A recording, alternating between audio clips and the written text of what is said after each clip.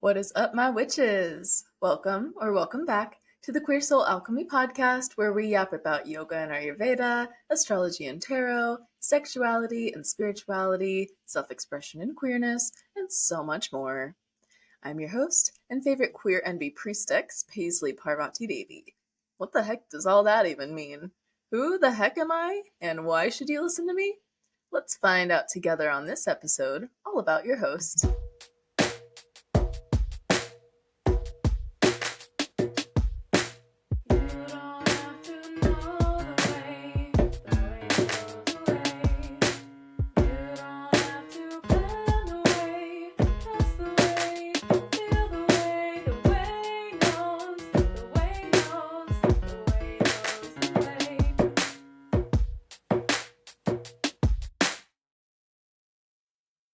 All right, my friends. Today we will be talking about your host, yours truly, the one, the only, Paisley Parvati Devi. Who now? Parsley Havarti cheese crackers? Sounds delicious. How do you say it?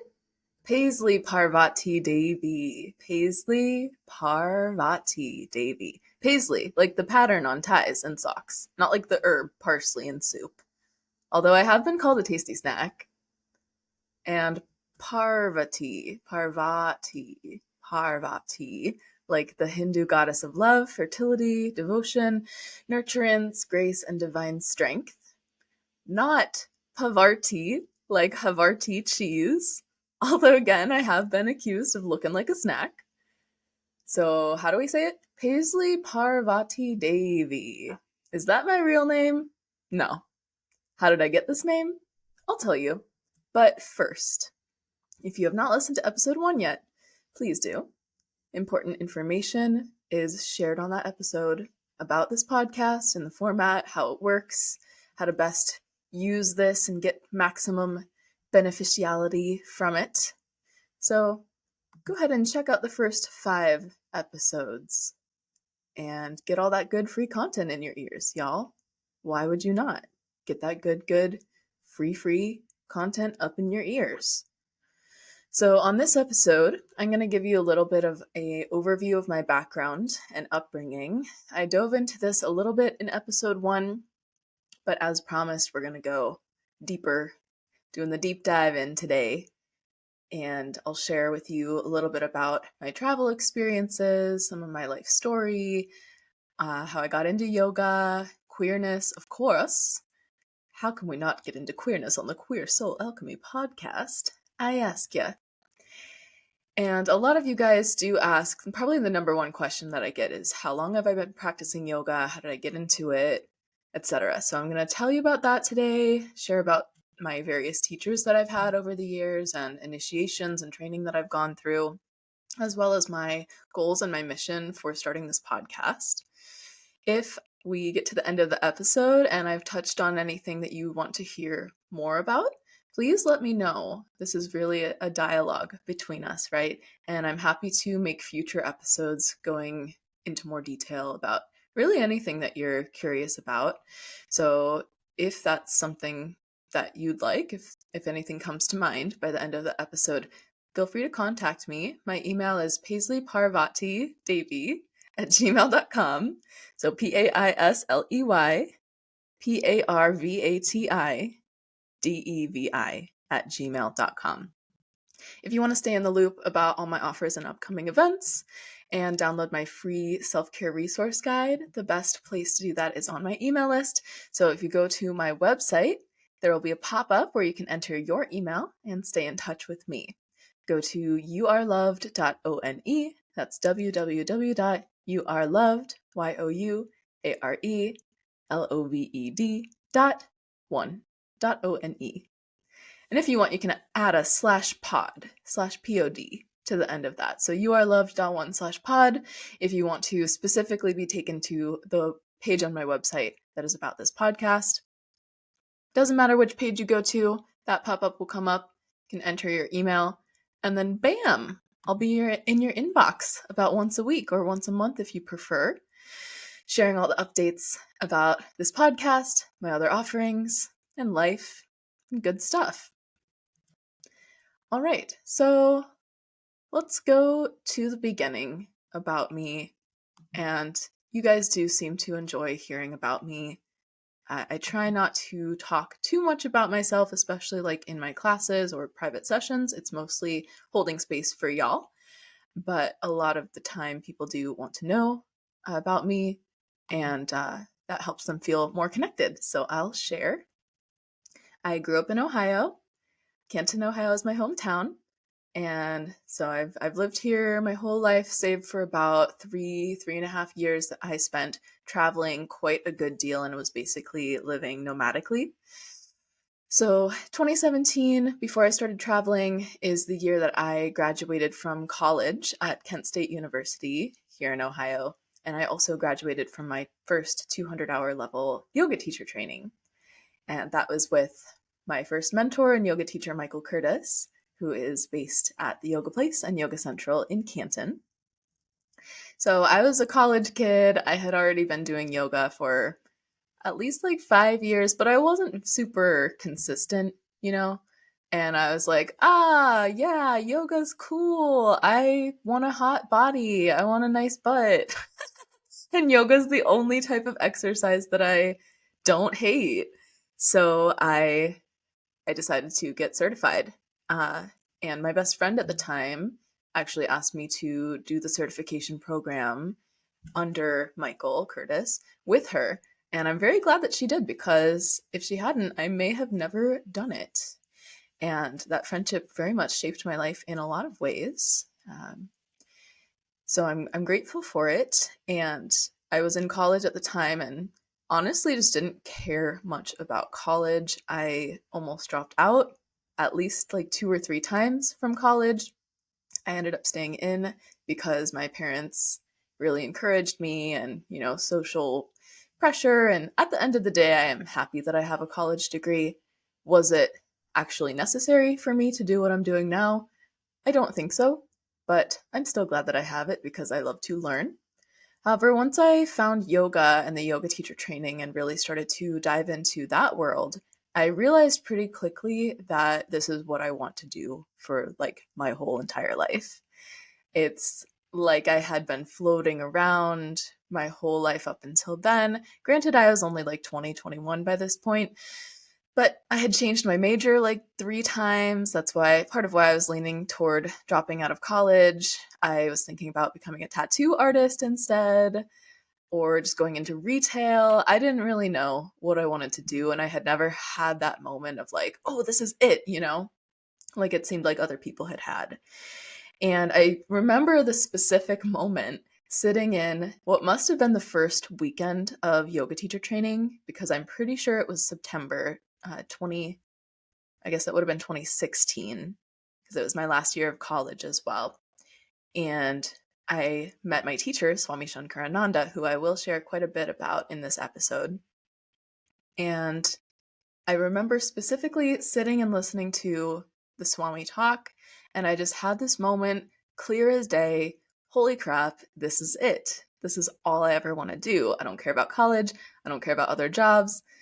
Like, this is it. Yoga is it for me. This is my whole life. And that's how I've honestly felt ever since. And here we are, nearly a decade later, and I feel just as passionate now as I did at that time, only I'm a whole lot more educated and informed and experienced now. So there's something to be said for that. So I stuck it out through college, really being in the yoga teacher training through my last year of college helped me. It was kind of like a guiding light to look forward to, because I knew I'd be getting my bachelor's at the same time about as my yoga teacher certificate. And I didn't plan on teaching. I was just doing it for my own self-development and because I wanted to get more regular in my practice. That was something I really, really struggled with. Like I said, the first 5 years of practicing yoga, I was on for several months and then off. And yeah, it just took what felt like forever for me to actually have a regular, multiple times a week, consistently practice like what I have today. And when I was planning what I would do after I graduated college, It was the most freeing feeling. I'm sure a lot of people can relate to this after graduating high school or graduating from college.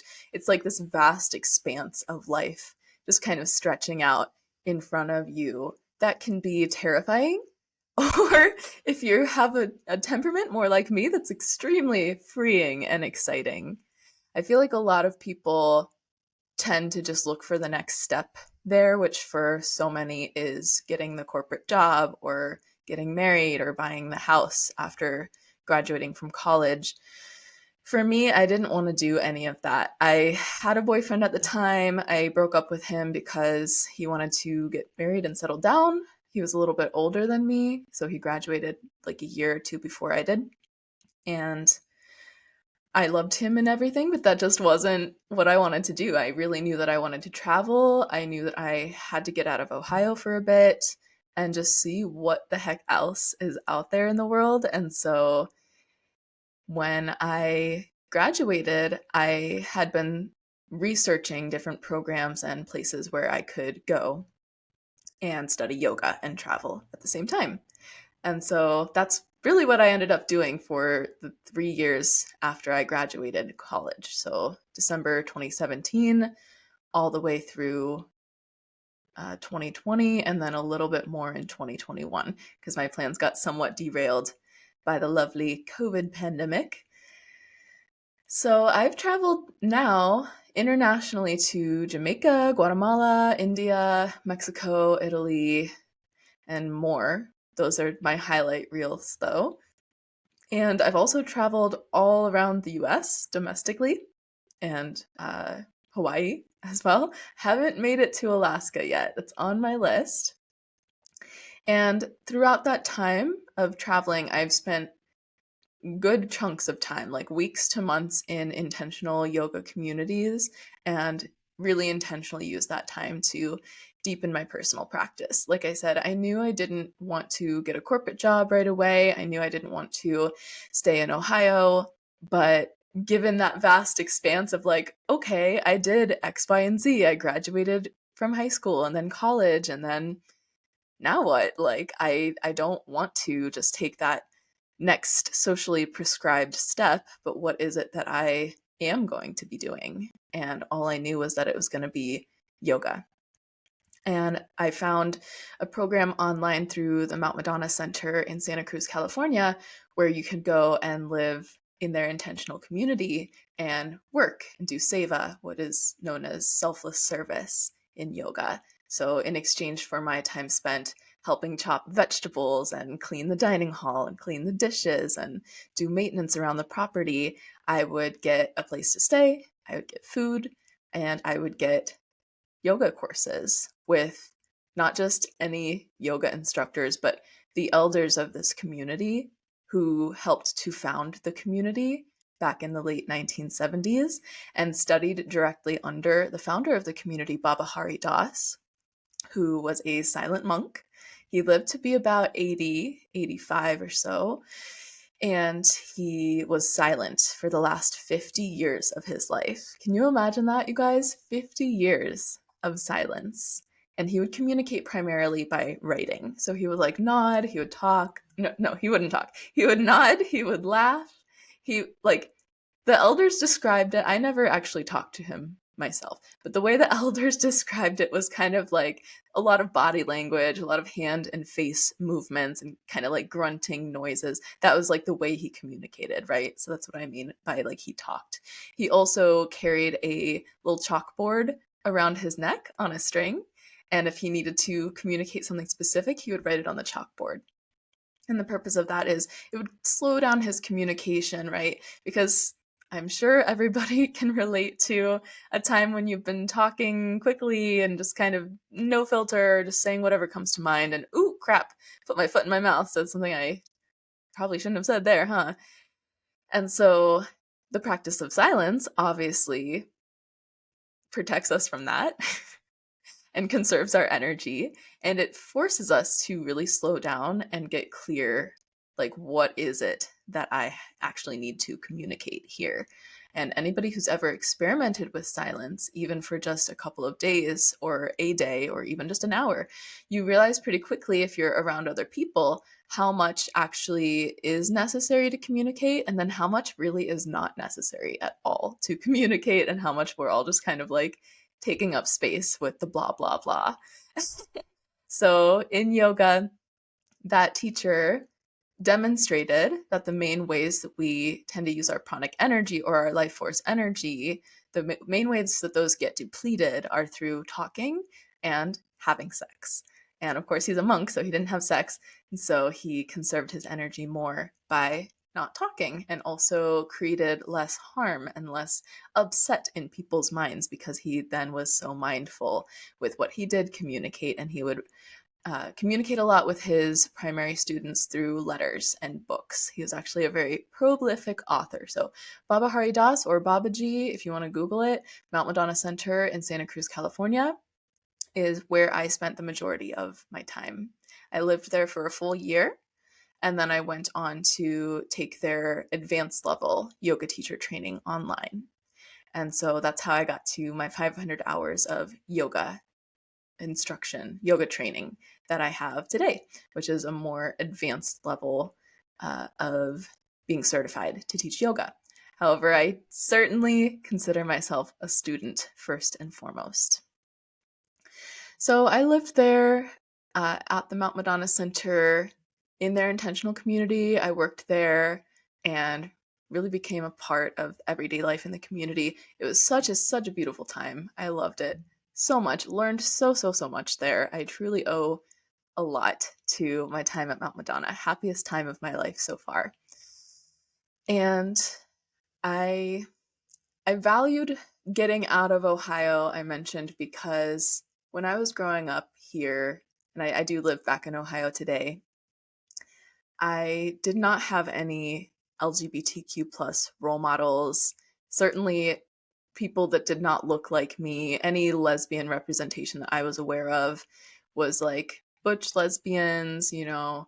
I am non-binary, so I resonate with the masculine energy of myself, but I just never resonated growing up with the certain trope that is represented of what being gay is, or how gay people look, or specifically gay women.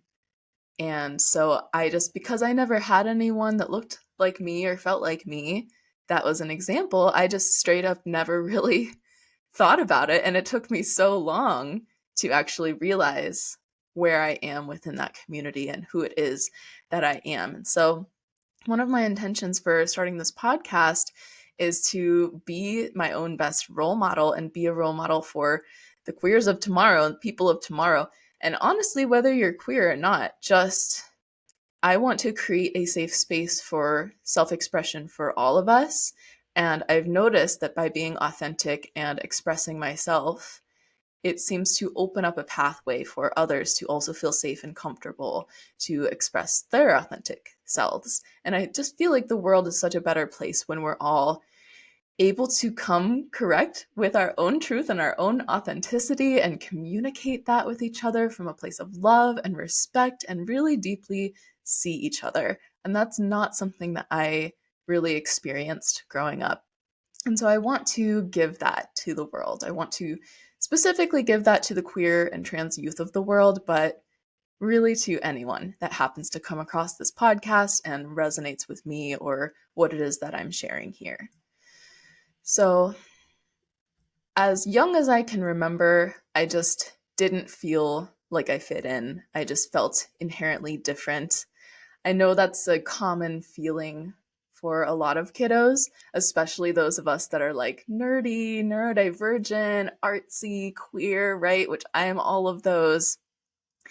But on top of that, I had social struggles and communication struggles, and I have now come to the conclusion that I'm more than likely on the autism spectrum, though I don't want to necessarily lay claim to that right now because I have not been officially diagnosed, though I am in the process. And as an adult, it's a rather long testing and screening process. So I'm in the midst of that right now. I'll keep you guys updated. But whether it's autism or OCD or trauma, I am neurospicy in some kind of way, and I always have been. My earliest memories are falling in line with neurodivergent, typical type of symptoms and characteristics.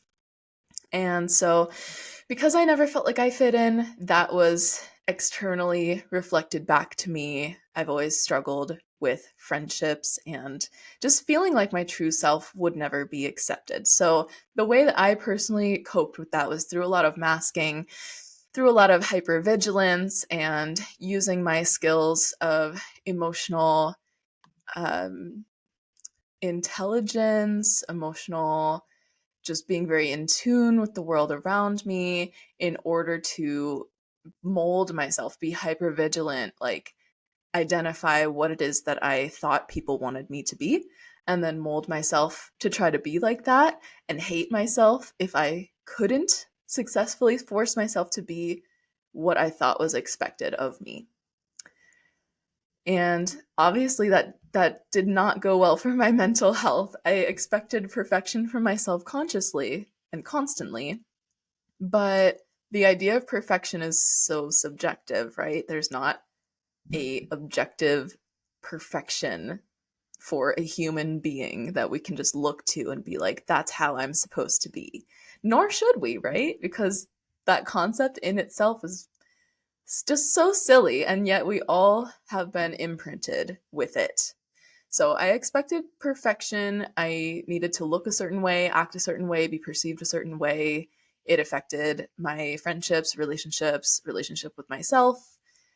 It affected everything heavily, right? And this is something that through yoga and Ayurveda, I've spent years slowly deprogramming and unraveling and healing, because it was so damaging that I was basing that idea of perfection not off of what I actually felt was true and authentic to me, and not even necessarily what other people found true and authentic or correct, because I was just guessing and like projecting how other people wanted me to be based on my perception of them perceiving me.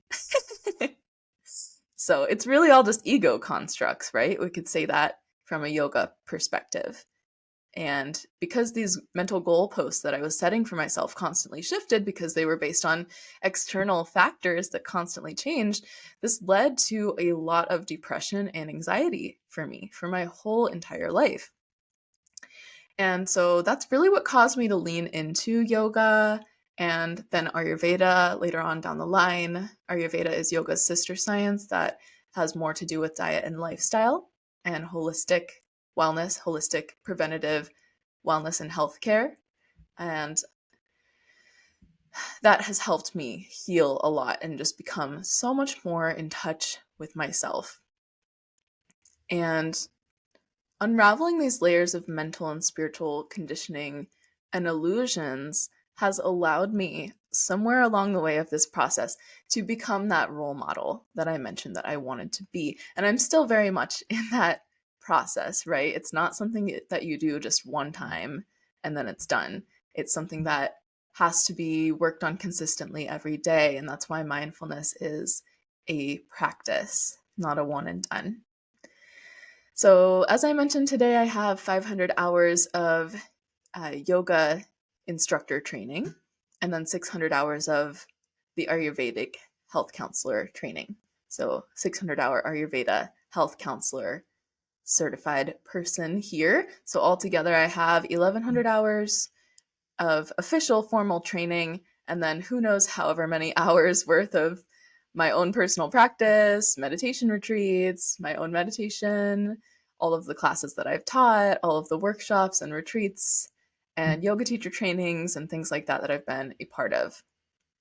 And I also offer intuitive astrology through all of that. Astrology is something that I was initiated into by my mother at a very young age in a very like whimsical and unofficial type of way.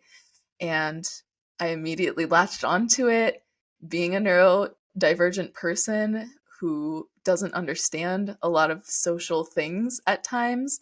I am very obsessed with psychology and yogic psychology, and astrology to me is just another language for psychology. It is the collective psyche, collective energy that is the macrocosm within which all of us have a microcosm of that information inside of our own mind, body, spirit complexes. So, astrology to me is just another way to articulate subconscious influences and energies, which I feel very connected to.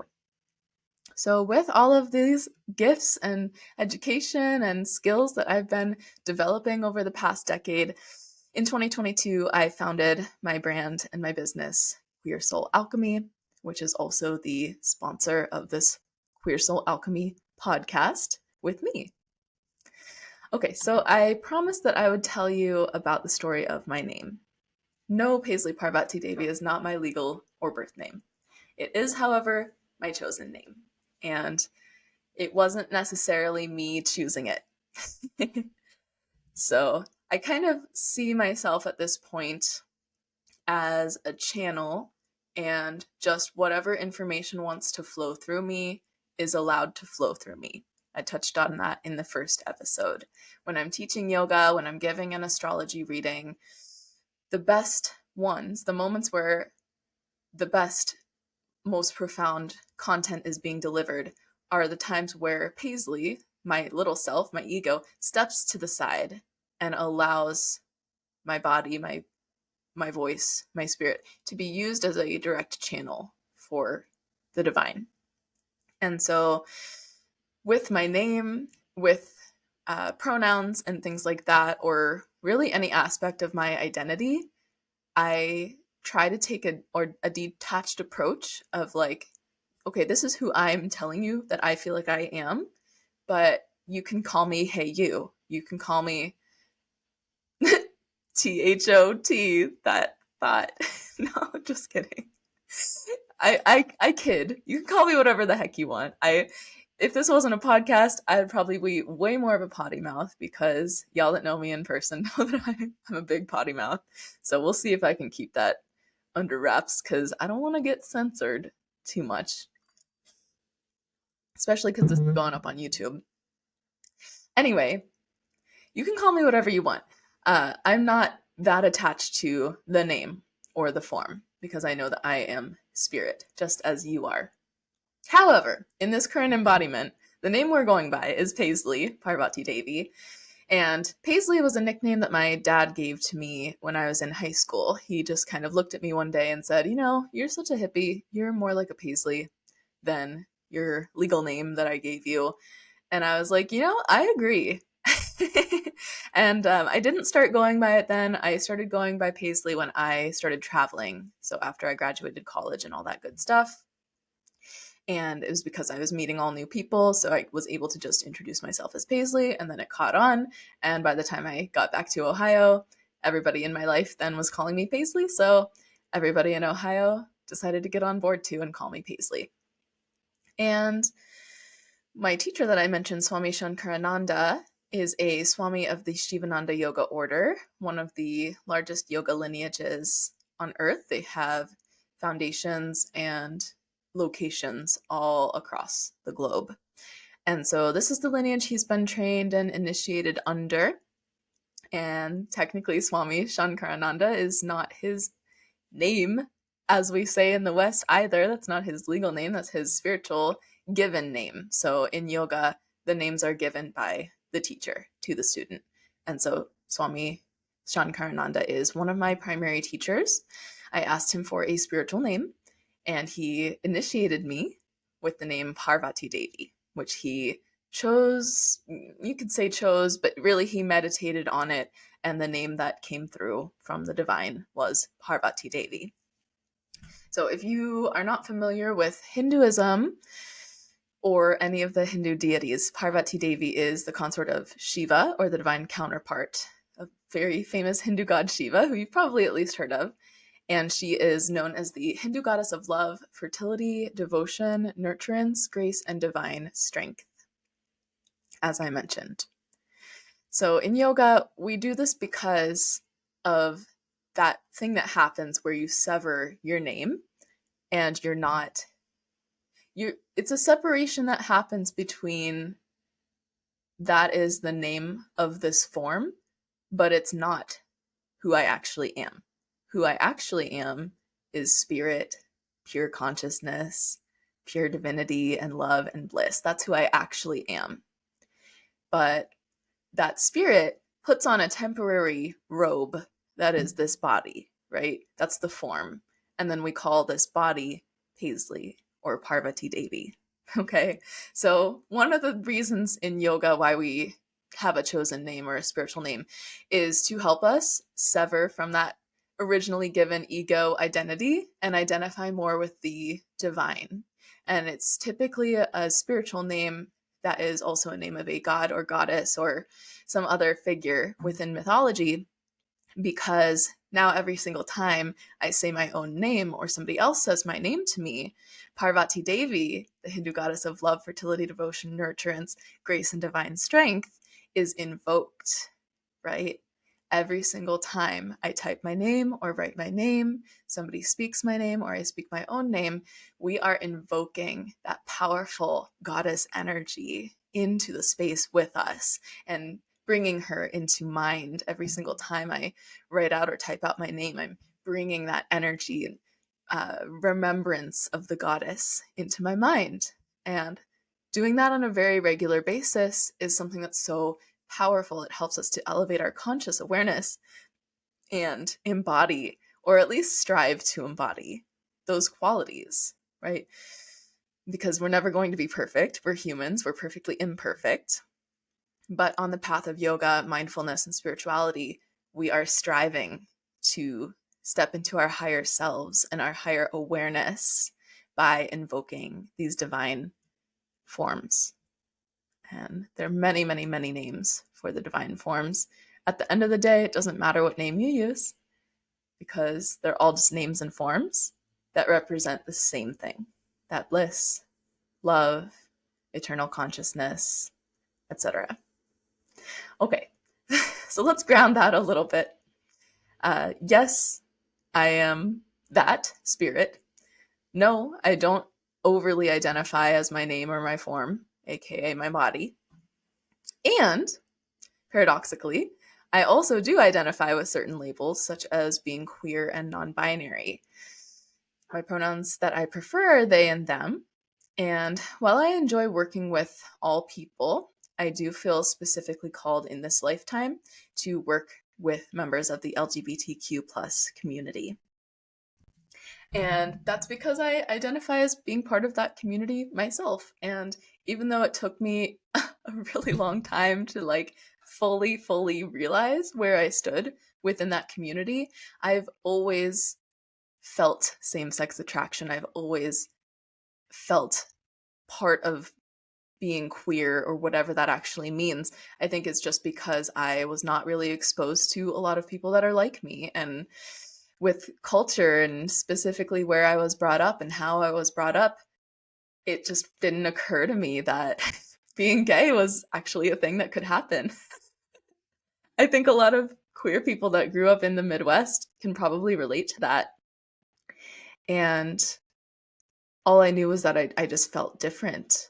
And now I have all these tools: yoga, Ayurveda, community, astrology, these retreats that I offer. And so now I live in Ohio, in Cleveland. I teach yoga, regular yoga classes here, and I offer lots of events and retreats and things here and work with my clients, and also online. I believe that all of these healing modalities that I offer have an immense ability to open us on an individual level to the primal divine energy within us. So the Adipara Shakti, that primal divine energy, that's that soul, that deep love and bliss that exists inherently within all of us. And so my heart's desire and my hope and my goal and my dream is to share these things and share a lot of content for free. And of course, promote my paid services as well, because that's what enables me to provide a lot of content for free. And at the end of the day, I just hope, whether you're gay, straight, cis, trans, whatever, like, that does not necessarily matter to me because I see your soul. And I just hope that we can walk together on this path of self acceptance and uplifting each other and transforming. So I mentioned that after I lived at the Mount Madonna Institute for a year, I then decided to continue to travel and also complete my 300-hour level yoga teacher certification with Mount Madonna online. That was a 14-month program, and I graduated from that a couple years ago. And then after that, I decided to even further my education with the Ayurveda certification. So that was through the Shakti School, which is an online program founded by Katie Silcox, and she is based in Virginia, I believe.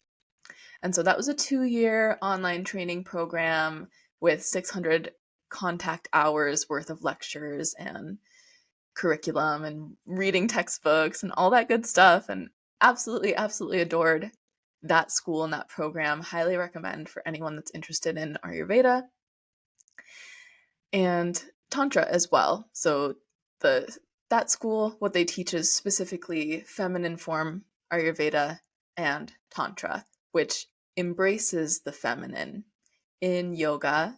Like, for example, the Shivananda yoga lineage that I mentioned before, there is quite an infusion of patriarchy and, to be frank, sexism and homophobia as well. And that is due in part to where the roots of this tradition comes from India, which is a very, very patriarchal, even today, culture.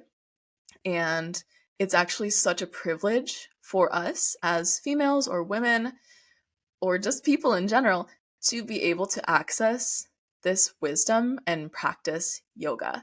So many of us in the US just take it for granted of, oh, I can just go to any yoga studio or the Y or whatever and just take this fitness exercise class called yoga.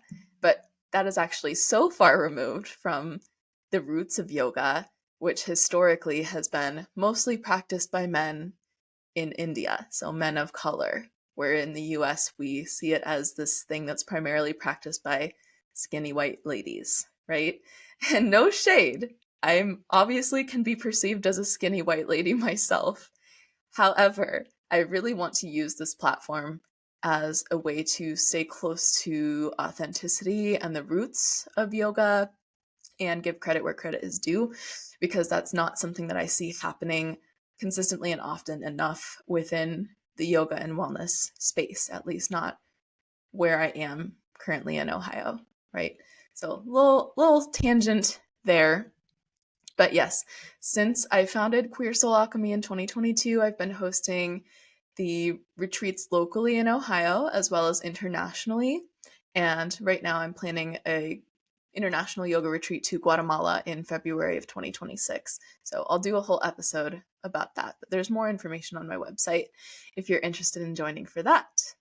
And then, as I said, I also teach workshops and help out with the yoga teacher training and teach regular yoga classes in Ohio, specifically in the Cleveland area. Okay, so that's my name. Don't wear it out. I'm just making sure I didn't forget any good parts of that story before I go into the next one. So I mentioned priestexx at the beginning of the episode, and that's the gender-neutral version of priest or priestess. And I also mentioned that I'm non-binary, which I can get more into. I don't know how much time we'll have on this episode, but I'm sure you'll hear me yap about it. Basically, similar to what I was saying about I'm not super attached to my name, and that because of yoga philosophy, I know that I am not my body, I am not my mind, I'm not my emotions, I am that which observes, that still consciousness, that bliss and love, which observes everything else. And so with my gender expression, most people still do perceive me as a woman, which it doesn't necessarily bother me. I do get gender dysphoria, which is a medical condition where you don't feel like your people's perception of your gender doesn't match up with how you perceive your own gender. So I, for me, feel very much in between masculine and feminine, like right in between, equal levels of both energies, pretty much all the time. And that's more or less how I've always been. And so preferring they them pronouns and identifying as non-binary, I feel like for me is very intertwined with my spirituality and my practices. I just want to say too, I definitely do not speak for the entire non-binary or trans community. There's also some debate as to whether non-binary people are considered part of the trans community.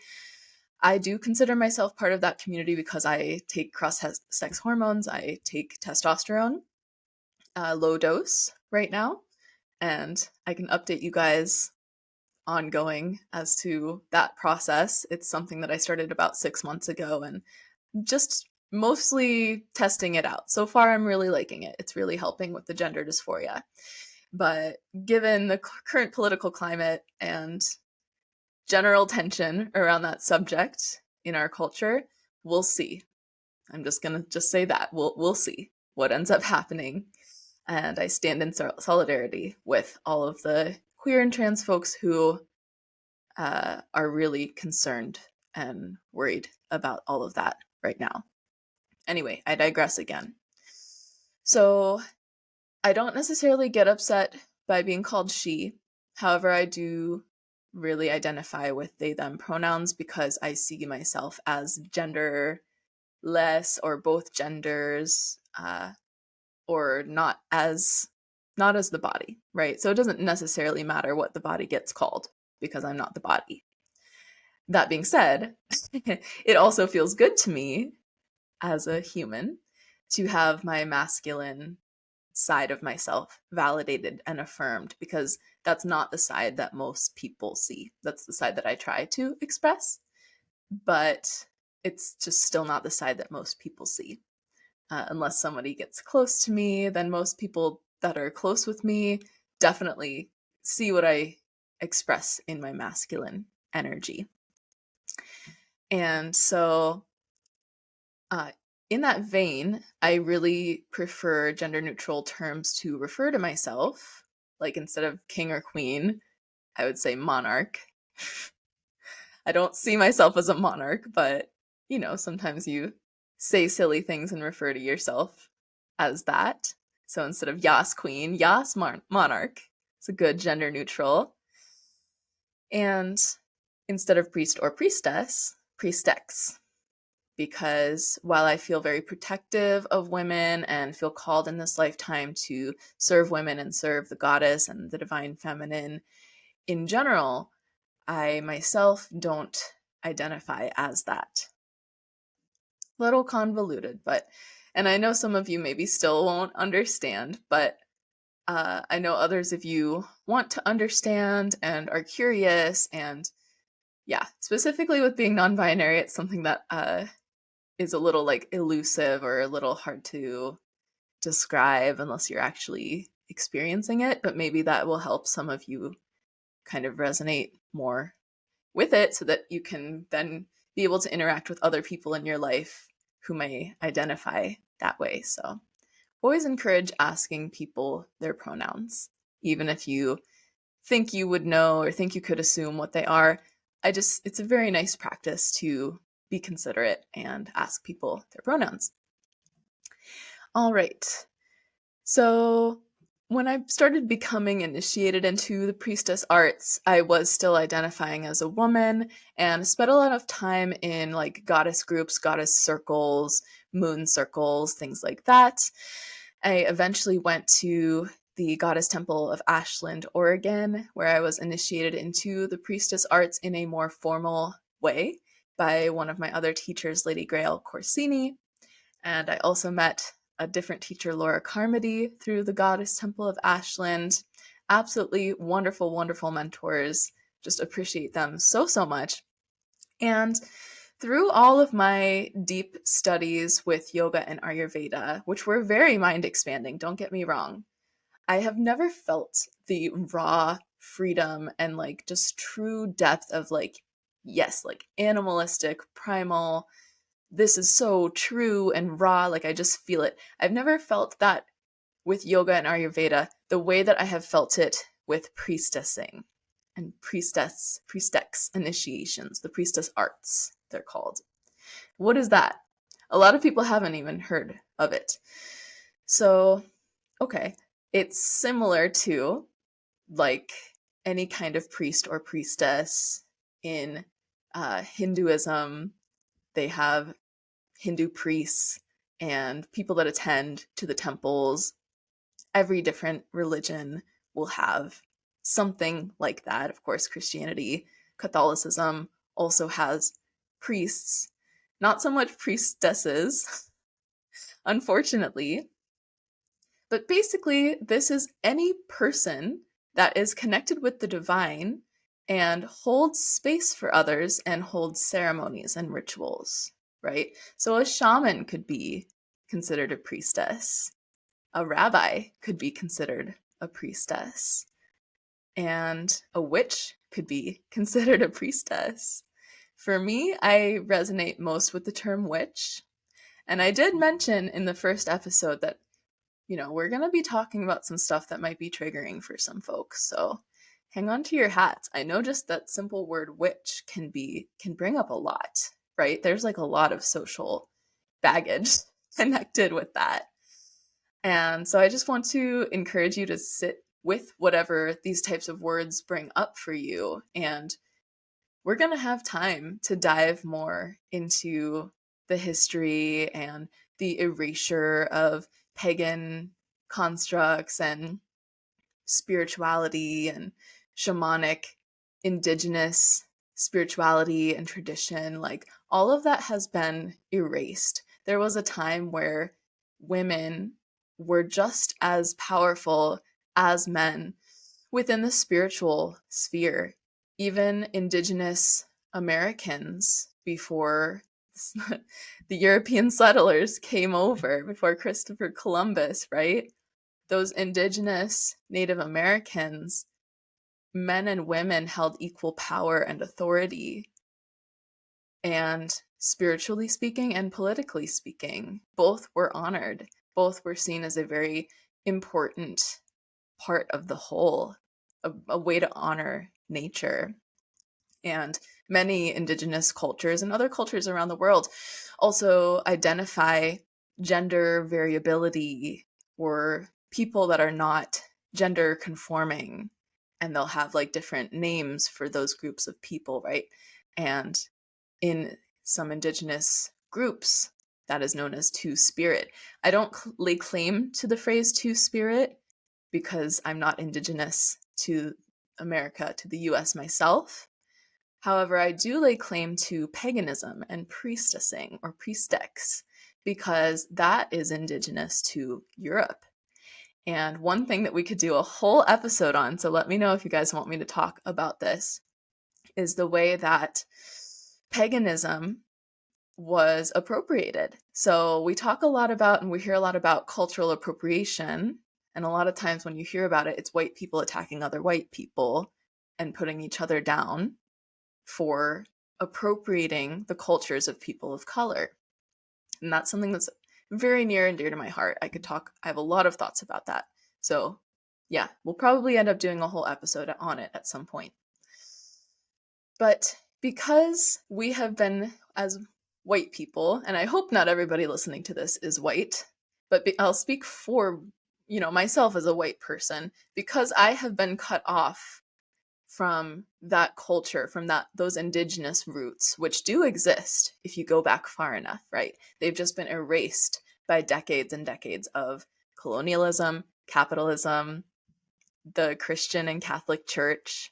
So all of the same culprits that have caused cultural appropriation and caused the dismantling of indigenous wisdom in other cultures and caused a lot of social and economic imbalance between white people and then people of color.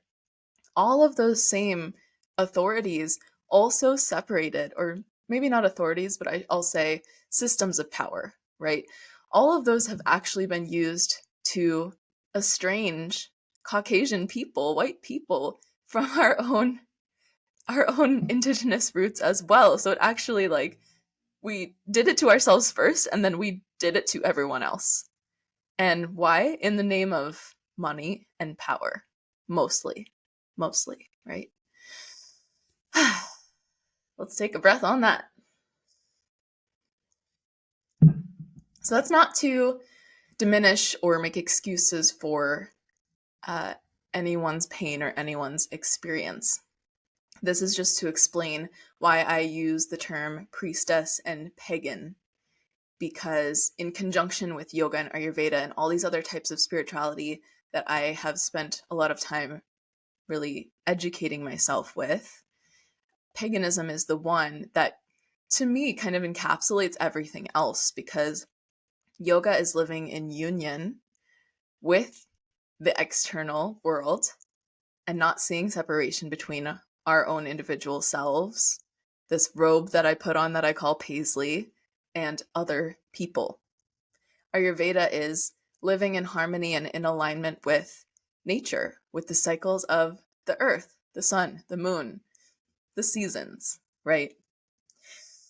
And paganism is basically that.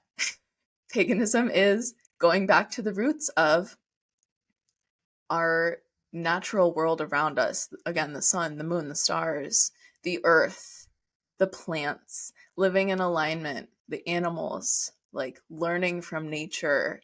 Yoga asanas, very, very influenced and inspired by animals and creatures in nature, right? We make our bodies into shapes that we call cobra or dog or cat or cow, because we're learning from the wisdom of the natural world around us. And so paganism for me is, it's very raw, it's very true. It's going back to this primal thing before all of the structures that are now being dismantled, before patriarchy, colonialism, capitalism, which I talked in the first episode. All of these structures, whether you liked them, whether you were a fan or not, they are being dismantled right now. And if you're listening to this podcast right now and you're resonating with anything that I'm saying, odds are that you are a priest, priestess, or priestexx too. You don't have to subscribe to any religion or really any spiritual practice to feel that, because all that really means, guys, is that as a priestexx, I am a devotee of the divine within all beings, and I aim to be of service.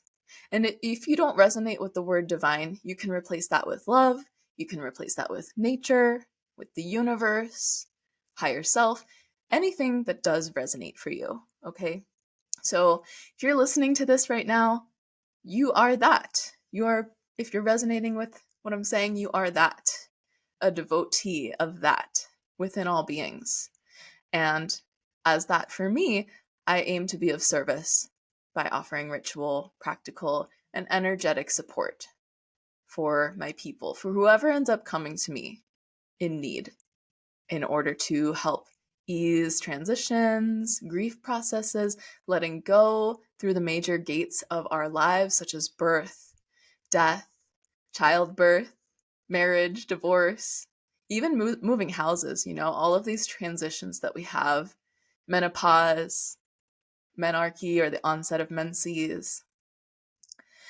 And so as a queer non-binary person, with all of this training and travel and experiences that I've had, I believe that my experiences have prepared me. They've expanded my capacity for empathy and holding space for difficult emotions in myself and in others, so that I'm able to co-facilitate along with you guys and along with the higher powers, along with the divine, right? To co-facilitate the transformation of the collective psyche and do this process of shadow integration. So this podcast is a space for us for that process of shadow integration and ego transformation. This is a space where we respect each other, we listen, we find common ground, we walk in peace, and we vision in love. I have been guided by several wonderful mentors over the years, who some of them I named.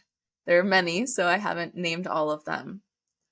But above all else, above any human mentor that I have, I'm also specifically guided by the goddess in many, many, many forms, such as Hecate, Demeter, Persephone, Isis, Mary Magdalene, Mother Mary, Kali, Durga, Sheila Nagig, Parvati, of course, and many masculine deities, including Ganesh, Shiva, and yes, Jesus. I am a Jesus fan, y'all. I hope the Christians listened past episode 1 because I'm a fan of Jesus. Jesus is my bro. Just because I'm pagan doesn't mean I'm like not into, yeah, I'm into all of the spiritualities, you guys. And that's, again, that's what yoga is: union, not separating, not pointing out all of the tiny little differences and being like, you guys are wrong and I'm right. No, yoga is, okay, we're all pointing to the same thing. There's many paths that lead us back home. So why are we fighting about all the petty little tiny little differences? That's just such an improper use of this energy and this sacred life that we have right here and right now. So instead of that, let's move toward, like I said, understanding each other, loving each other deeper, respecting each other, finding common ground, and peace. We welcome diverse perspectives in this space. And since this is my podcast and I can say whatever the heck I want, I'm going to be using this platform to push the envelope a little bit. I'm going to be talking about taboo subjects like menstruation, feminism, death, sexuality, and queerness, just to name a few. And as I said in episode 1, I think it's really important to name and discuss some of these darker subjects or more taboo things that we've really been conditioned and trained to just not acknowledge, because in doing so, we are bringing the subconscious into the light of consciousness, and we're doing that process of shadow integration. You could also call it inner child healing. You can also call it just in general healing of deep wounds and collective wounds. And by each of us doing our own part in that, we will find collective transformation and shine a light on the collective subconscious, which, if you're paying attention, you know that the collective subconscious is causing a great deal of harm. I mean, it's everywhere, right? And it's because of this repression, oppression, suppression of truth. Astrologically, we're moving away from all of this energy, and those global power structures are being dismantled. And so, again, if you're listening to this and you're feeling resonant with what I'm saying, you are one of the ones that is being called forth to elevate your own vibration and then collectively resonate out and elevate the vibration of humanity. So, yay. Thanks for being here. A little bit more before we wrap up. I know I've gone on several tangents here, and I may owe you another story if we have time. But some fun facts about me: I have been an artist for my whole life. Some of my earliest memories are of drawing, and I used to draw mermaids over and over and over again. I don't know why, I just saw The Little Mermaid and was immediately obsessed. So today I have 2 self-published original coloring books that are both available on my website, which is youareloved.one. I have Creatures of the Earth, which is a trippy nature-themed coloring book, and 12 Signs of the Zodiac, which is a coloring book and workbook featuring coloring pages for each of the 12 zodiac signs, as well as different activities and exercises to help you learn more about each of the 12 zodiacal archetypes and help you learn more about astrology. And those are both for all ages. The illustrations are, I tried to make them the perfect balance of details, but not like overly detailed to where it's like stressful. You know, those coloring books that are like, oh, they're so tiny. I have to get every single little part right and I'm stressed out from coloring. No, this is meant to be relaxing and educational coloring. So if you're interested in those, check out my website. Other fun facts, I've been vegetarian and practicing yoga since about age 14. I'm 28 now, so that's half of my lifetime I've been doing this. So you could say I'm obsessed. And lastly, I have 2 cats, Surya and Chandra. And Surya means sun in Sanskrit. So like Surya Namaskar or sun salutations in yoga. Chandra means moon in Sanskrit. So like Ardha Chandrasana or half moon pose. Chandra. So Surya and Chandra, my babies, they're tuxedo kitties. They're brother and sister. And if you're watching the video version of this podcast, I'm sure you'll see them at some point. They like to make appearances when I'm making videos. And I shared a little bit about my intentions already, but just to reiterate, my intention with my business and this podcast is to create a safe space for us as a community and for our collective liberation. Whoever is attracted to this community, to me as a teacher, or just happens upon this podcast, this is a safe space for you, for your collective upliftment and for our collective liberation. And I'll be, of course, promoting my events, retreats, and services that I offer through my business in order to empower you with tools for your own self-development and self-care. So if you think you know somebody that might benefit from hearing this, please share. If you're watching this on YouTube, hit that subscribe button. Really hit any of the buttons. Like, comment. You can't go wrong hitting buttons on YouTube. If you're on Spotify, give me a follow. Leave a review if you feel so inclined. All of your engagement really, really helps others find this community. Okay, so we're about an hour in. I think I will do one more quick story and then we will wrap up because I don't want to keep you for too long. So I talked a good bit about identifying as non-binary. I'm also identifying as gay or lesbian currently. And I say currently because that's something that has changed throughout my life, from pansexual, bisexual, gay, back to pansexual. Yeah, somewhere in that spectrum. And that's something that I have known on a subconscious level about myself for my whole life, but it hadn't come into conscious awareness fully until more recently. And I have a whole blog post on my website called Musing on Queerness that shares more specifically some of my childhood experiences and just, raw, vulnerable sharing about being a queer person in the world. And I have a separate post that's called Non-Binary, Pansexual, Polyamorous that talks more about the non-binary aspect. But just wanted to mention those to you also on my website if you would like to have some further reading. And I felt like I needed to get out of Ohio because I felt so constrained here as a queer person and frankly unsafe, let alone unaccepted.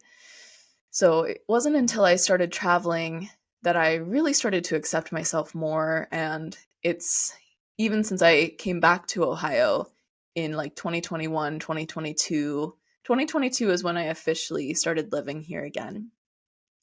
It's only been in the last couple of years that I've really, really fully stepped into that self-acceptance. And it's been a long and winding, meandering journey, which I'm sure I'll share more about as these episodes go on.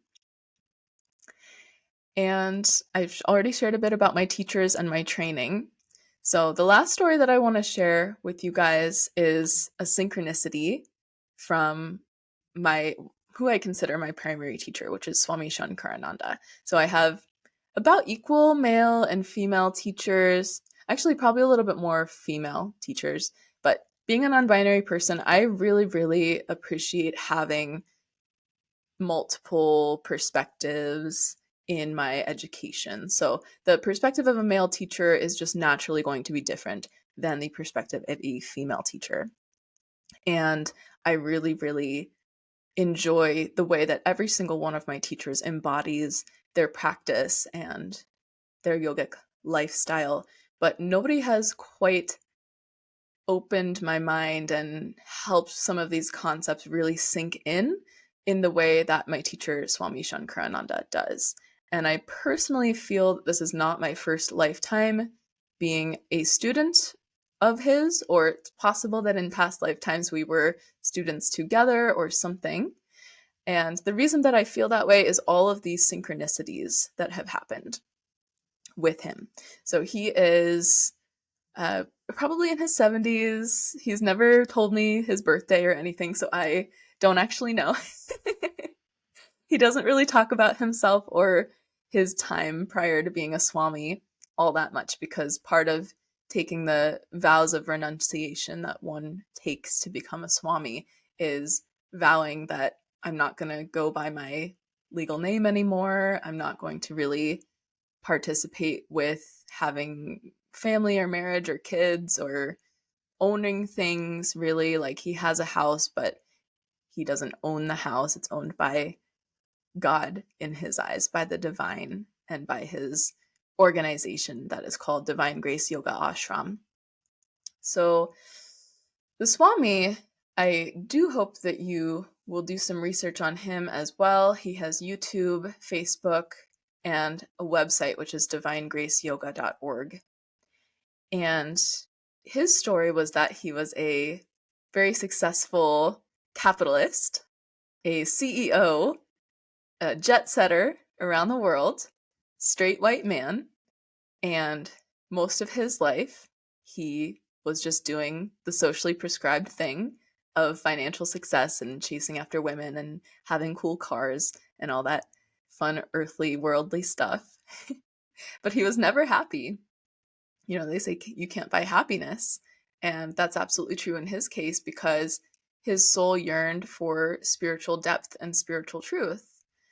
In yoga, in the scriptures, it said that there are 4 main purposes for incarnation, 4 main reasons to incarnate in an earthly body again, or to take birth on earth again.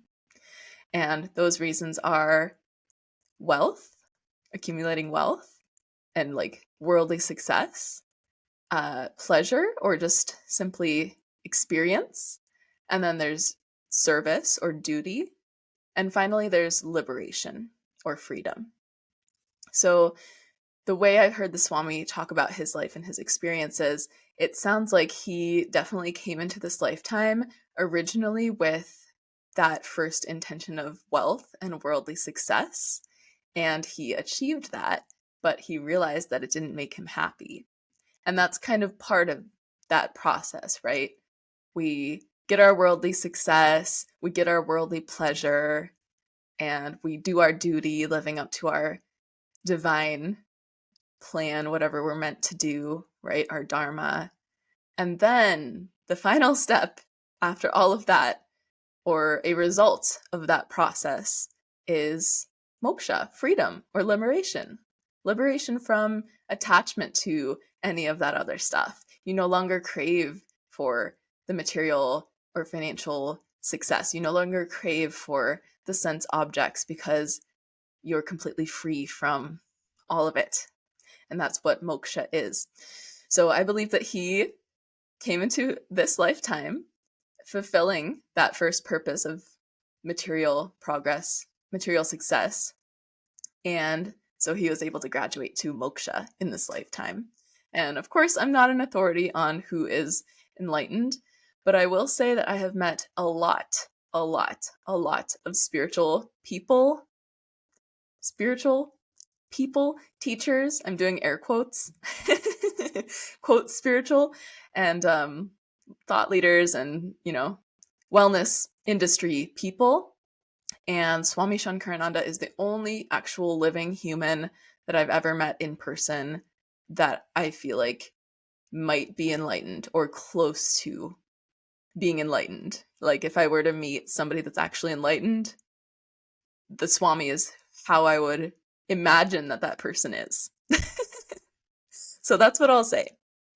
And I met him because he came into my yoga teacher training, as I mentioned earlier, the very first weekend that we met for yoga teacher training. And it was during him sharing about yoga and just sharing like the pure wisdom that streams out of him that I had that epiphany of, holy crap, this is all I want to do for my whole entire life. It's just yoga. Nothing else really matters to me. This is just how I want to spend my life. So that was a synchronicity. That was the first one. I did not know him at that time. I had just met him. He had completed a 2-year pilgrimage where he was walking on foot all around the continental United States, and he fasted until he was given food and walked until he was given shelter for that entire 2-year period. And it's a spiritual pilgrimage because he has many, many stories of how he was like about to cross a vast expanse of desert and somebody just came out of nowhere giving him water and fruit for the journey. So it was his way of testing his faith and is really a divinely guided pilgrimage or journey, spiritual journey that he intentionally took. So he did that. And then directly after that, he was living in an RV and traveling all around the United States, revisiting the communities and yogis and people that he had met during the walk. And one of those people was my teacher, Michael Curtis, who owns Yoga Central and the Yoga Place in Canton, Ohio, where I am from. So as I said, that's where I took my first training. And during that first weekend of the training is when I met Swami Shankarananda. And then a little bit later on, I attended my first silent retreat with the Swami. That was his first one at Yoga Central. He had just started offering them. Now he offers them all around the country. He does a tour every single year and comes still to Yoga Central and places in Michigan and places on the East Coast. Truly, truly the whole country. And I've not only participated now with him in several retreats, but I've actually co-facilitated the last couple of retreats that are at Yoga Central, and I've taught yoga for those retreats, like yoga asana and breath work. And so that's all skipping to now, but going back to the first time I met him, didn't really think that any of that would happen. And then fast forward a little bit, I graduated from yoga teacher training, already decided, okay, I'm going to go to California to this Mount Madonna place. No idea what I'm really getting myself into, but I'm just going to take a leap of faith. I'm divinely guided. And okay. And that was what I did. And continued my training there. So the next synchronicity that happened is for my 18th birthday, my family took a trip to Arizona. The trip was just a family vacation, but it happened to be over my 18th birthday. No, it was my 21st birthday. And that's significant because I remember taking a picture. Most people take shots of alcohol or get a beer or whatever legally for their first time when they're 21. No, not me. Not my health nut ass. I went to this restaurant that was recommended to me by another yogi in Ohio who had been to Sedona, Arizona, called Chocolatry. Highly, highly recommend. It's still there, of course. I hope they're thriving. And if you ever spend time in Sedona and like gluten-free, vegetarian, healthy, delicious, magical, high vibrational food, highly, highly recommend Chocolatry. They also make their own raw chocolates in-house from scratch, which are to die for. And I'm such a chocoholic. If you know me, then you know. And so a yogi had just recommended that place to me. We have a tradition in our family that whoever's birthday it is, they get to choose where to go out to eat. And so since we were in Sedona, of course, I needed to go to Chocolatry. And it did not disappoint. And my whole family ordered different health shots like wheatgrass, turmeric. I forget what all we got because it was a while ago. It was at least 7 years ago at this point. And I just remember taking a picture of like, haha, these are the kind of shots I order for my 21st, like wheatgrass and carrot juice and ginger juice. And so I absolutely fell in love with Chocolatry. It was my first time I had been in Sedona and just felt like this, again, intuitive download of I'm going to work here, I think, one day. Or like there's something special about this restaurant or special about this place. Like this is not my last time coming here. I just felt that very strongly. So fast forward to I'm at Mount Madonna. I, at that point, am managing the cafe. I started off when I first got there just working in the cafe. And then after the first 3 months that I was there, they went ahead and hired me as their cafe manager. So I'm working in the cafe. I'm on Facebook. I'm just scrolling, see a post from the Swami announcing that he is opening a yoga ashram in Sedona, Arizona, and that Chocolatry will be very deeply connected with the ashram, providing all of the food for the ashram. And the Swami would be going to Chocolatry once a month and giving a talk about Yoga Sutras, yoga philosophy, and offer a meal to the community. Oh, you guys, I fell to my knees in tears. Like, that to this day is probably still the biggest synchronicity of my life. Just the fact that here's this man, this teacher that I just happened to meet in Ohio, that just me meeting him already like changed my life fundamentally. And then I had no idea like where he was going to end up going. He was literally living out of an RV at that time. And then separately, I had gone to Chocolatry and just had this deep like knowing and feeling about that place being significant. And then just randomly, I'm scrolling on my phone while working at another yoga retreat center. And I see that the Swami and Chocolatry are teaming up.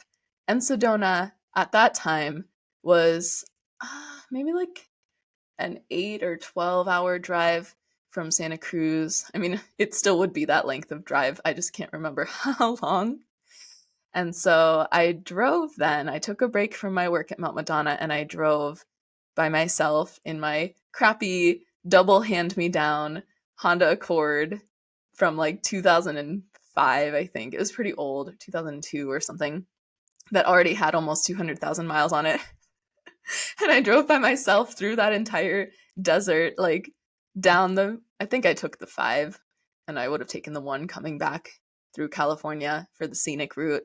But on the way down, I'm pretty sure I took the 5 and then went through like Death Valley and all of that area over to Sedona by myself. And that was the first time that I stayed with the Swami in his ashram, and it was a community of other people also staying there. So somewhat similar to where I had been staying in Mount Madonna, but just much smaller and more intimate. And since I had such a direct personal connection already with the teacher, that just proceeded to be a very special time for me. And I was only there for a week that first time, but it was a life-changing week. I went back to Mount Madonna after that and eventually would just keep coming and going from the ashram in Sedona. And what do you know? One of those times, I did end up working at Chocolatry. The owner of that restaurant is a fabulous yogini, homesteader, badass business lady, and allowed me to work in their kitchen and do some like admin type of work for her, and just gave me some work while I was staying at the ashram because I really needed money at that time.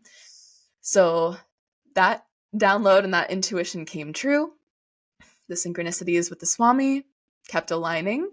Another synchronicity is that the Swami also frequently travels to the Shivananda Yoga Farm, which is in California, not too terribly far from where I was staying. And the synchronicities have just kind of continued to unfold with Swamiji. So I've known him now also for about 7 years because I met him when I was 20 or 21 and have become much closer with him as a teacher. I'm lucky enough to receive his guidance one-on-one on a regular basis and have also facilitated these retreats with him and hope to continue to do that for as long as I am privileged to be able to do so. So that's my tale with the Swami. If you're listening and you are familiar with Yoga Central, are a client there, have met the Swami, if you know, you know. And if not, highly, highly encourage you to come out to any of his retreats. They are all free/donation based, and they are called Be Still and Know, Practices in Silence and Discernment. And you can go to his website, divinegraceyoga.org, to find his schedule. Okay. I think that's all I wanted to share with you guys for this episode. I'm sure I could prattle on, and I'm sure you have maybe other things that you wanted to dive into. So if that's the case, like I said, go to my website, yourloved.one/pod, if you want to find out more about how you can support the podcast and what to expect and so forth. And thank you so much for your time. I hope that this was entertaining for you. And be sure to check out all the other episodes. I'll talk to you soon, and blessed be. With all my love, Paisley Parvati Devi.